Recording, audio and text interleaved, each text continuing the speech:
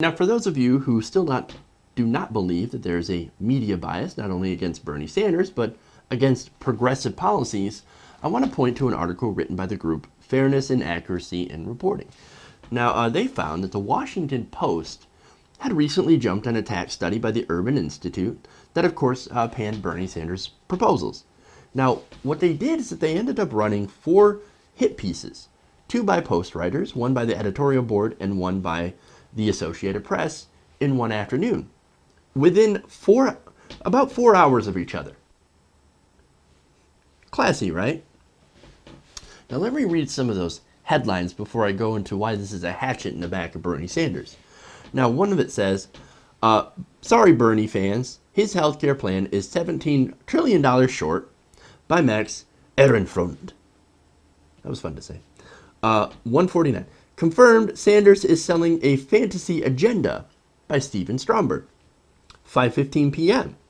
Sanders economic plan piles $18 trillion on federal debt, by AP's Ricardo Alonso Zaldivar. And the final article, 7:59. Sanders' plans aren't just too good to be true, they're also fiscally dangerous. And that is, of course, written by the Washington Post's editorial board. Now, this is not the first time Washington Post has buried a hatchet in the back of Bernie Sanders. Back in January, they published an editorial headlined, quote, Mr. Sanders needs to come clean about the funding for his health care plan. Now, of course, the implication here is that Bernie Sanders is hiding something. Like, he knows it's not going to work, it's never going to work, and he's just stringing us along for votes.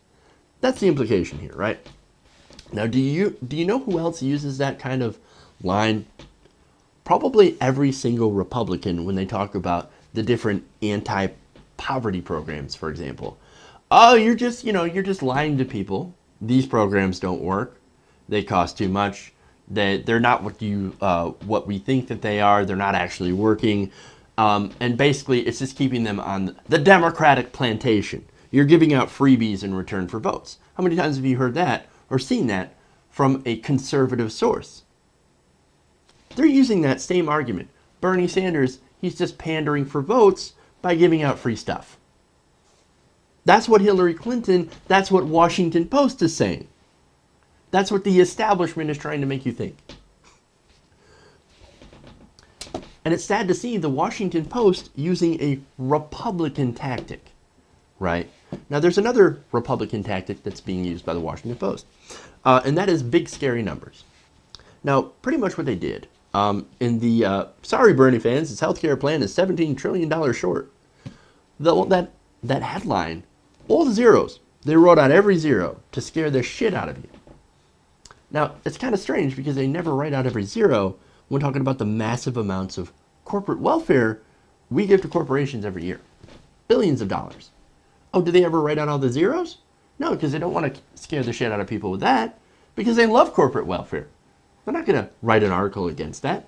Or if they do, it's not going to have all the information, or it's not going to have the same impact. But Bernie Sanders proposes a healthcare plan, and suddenly so many zeros, it'll make your head spin. Why do they do that? Why do they do that? It's because they have a huge anti-Bernie bias. They do not like the policies.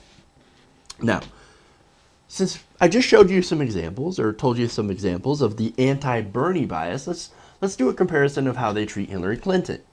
Now, after all, you could make an argument that the media has been pretty tough on Hillary Clinton as well. In some circumstances, absolutely. But there are other circumstances where definitely not. And I want to show you one. For context, when the Urban Institute, the same thing that looked at Bernie Sanders' tax plans and panned and trashed the crap out of them, well, they looked at Hillary Clinton's plans, right? They did a breakdown of Clinton's tax policies back in March 3rd. Now, the Washington Post ran 2 stories about that study. What were their findings? They were actually broadly positive. Like, the study itself was also very positive. That's strange. Now, the Institute also released a critique on Sanders around the same time. The Post also ran comparisons, but none solely focusing on Clinton that were at all critical. So basically, Hillary's plans are great because of the status quo, because they're not going to change a whole lot. rich people aren't going to pay that much more. And more importantly, we're not going to give people health care. We're just going to conserve what we have. A conservative worldview, mind you. Bernie's plans, however, well, they're awful, man. They're going to blow up the deficit. They're going to do all sorts of terrible things. So, we can't have that. It's going to change the system. It's going to cause us to pay more taxes. The people at the Washington Post. Can't have that. That's essentially the gist of their articles. But there's more. According to FAIR, depending on the target audience, the ideology of the study's publisher, the Urban Institute, also changed. When writing in the Washington Post, it was called nonpartisan. This nonpartisan group, the Urban Institute, nonpartisan. While in Vox, for example, they described the same group as being left-leaning. Now that's a bit of a difference, right? And I also have to note that this organization is funded by Pete Peterson and J.P. Morgan Chase. And those are just two of the funders. Now, Pete Peterson, of course, runs Fix the Debt. Now, Fix the Debt is a group that wants to cut your Social Security. That's weird. Wonder why they pan Bernie Sanders' plans.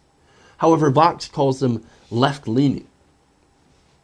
Maybe I guess they try to get away with that because of who works there.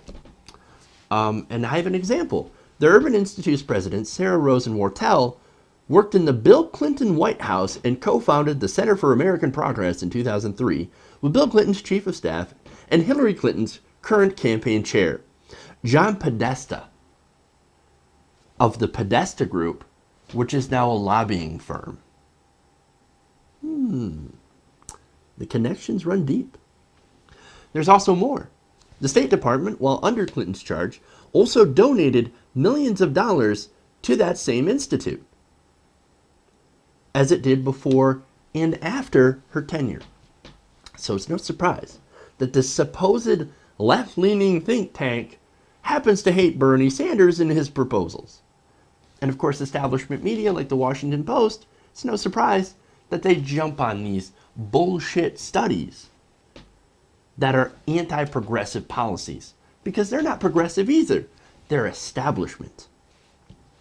These writers just wrote point blank what the study found without pushing back on any of the study's contestable cost projections.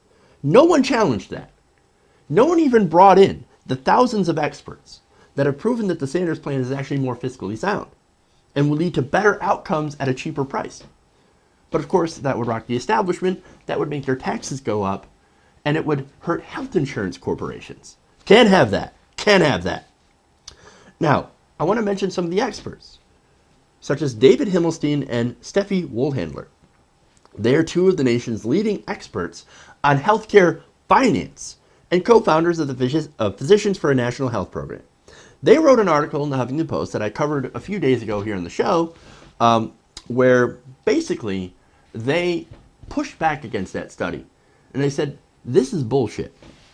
They wrote that the Urban Institute's cost estimates were ridiculous and ignored the extensive and well-documented experience with single-payer systems in other nations, which all spend far less per person on healthcare than we do in America.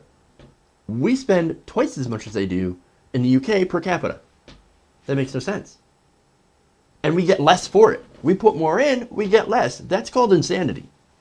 Now, they also point out that the Urban Institute report supposes that the U.S. single-payer system would pay 50% more for prescription drugs than Medicaid currently pays, and ignores administrative savings from a unified system that would add up to about $6 trillion over 10 years. Why would they assume that we're paying more for drugs under a single-payer system, when the whole point of having a single-payer system is being able to use the power of the government to negotiate for better drug prices? That makes absolutely no sense, but they leave that out.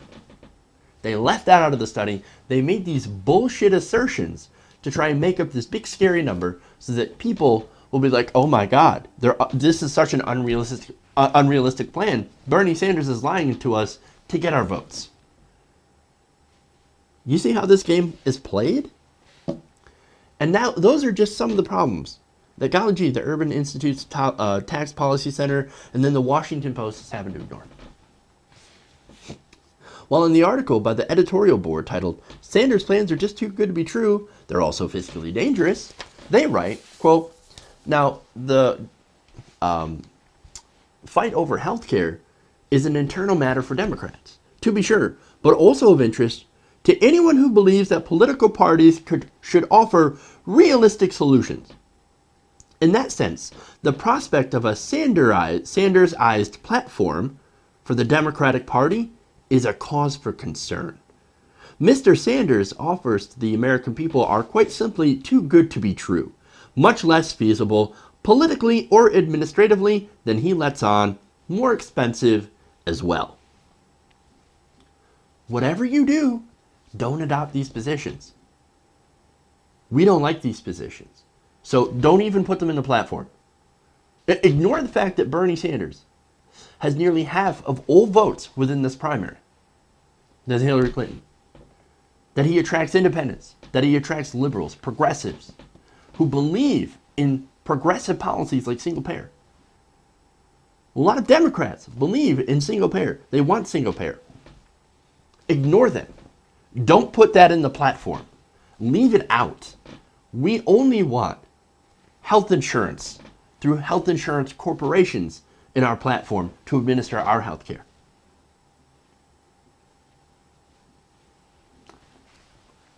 That's what we're going up against, man. Look, and this isn't a plan just to take down Bernie Sanders. This is an effort to take down progressive policies using so-called left-leaning news sites and think tanks in order to trick liberals into backing conservative, corporate-friendly policies. That's the plan. That's what this is all about. This whole election is all about this. Will we stand up and fight for progressive policies, or will we let corporate Democrats and corporate Republicans and just, the corporations just to take over our entire system so that we can never have change? This is what's going on. And a part of this is thanks to the corporatization of the news. The Washington Post is an establishment paper, and it's owned by a libertarian that just doesn't want his taxes to go up. That's why there are so many anti-Bernie articles. And this is who we're railing against when we talk about the establishment. They hate progressives. They hate liberals. They love corporations, money in politics, neoliberal policies, and Hillary Clinton. And they cannot stand the idea of Bernie Sanders raising their taxes and hurting their corporate bottom lines. That is the problem. And that is why we need to fight against the establishment. That's why we need to fight to elect real progressives to office. And that's starting with Bernie Sanders.